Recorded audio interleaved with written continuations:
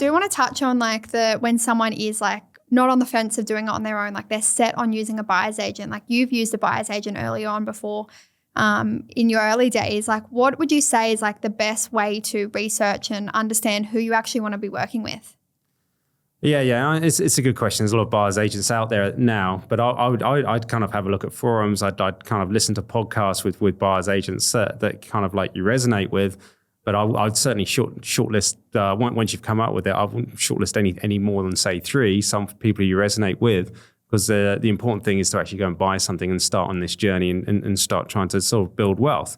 And so once you've kind of shortlisted those 3, the things I'd be looking for really are those people who've actually accomplished what you want to accomplish. Otherwise, you're kind of result are you going to get? There's a lot of buyers agencies out there. There's only a handful of hit financial freedom. Are you actually going to be working with those buyers agents, or are you going to be handed down to a more junior person and never actually talk to that kind of figure? And so those are all the sort of things that I'd be looking to do. Schedule those interviews, talk to the people, see who you sort of gel with the best, who's going to help you get to your goals at the end of the day. You're a project manager, if you will, managing sort of like your brokers, your solicitor, your buyer's agent, but which is the best mix of team that's going to get you to your goals. But then don't take any more than 2 weeks to actually do that, because then you're kind of really white-anting the hard work of actually trying to build a portfolio.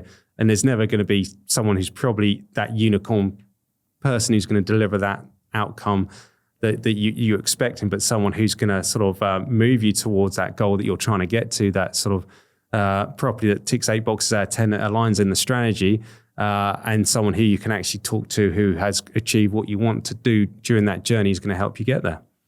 And I love that. Like you've touched on quite a few things there about like not taking too long, because then like we touched on earlier in another video about like the opportunity costs and what that actually looks like. And if you spend too long in this research phase and in buyer's agents, like you're missing out on that opportunity cost, and then also like not getting into the analysis paralysis. And I like to use like the example of like when we go to the doctor and like we're looking to get a surgery, like it's normal, like we would maybe go and get a second opinion or even potentially a third opinion, but you're not going to go and chat to 5 or 10 doctors and ask them how they're going to perform surgery on your arm. Like you'd go with the one that you feel like you trust and is going to do a really good job for you. No, definitely 100%. Maybe you just got to ask yourself the question, like, am I doing this because I'm delaying the actual outcome of going to buy a property?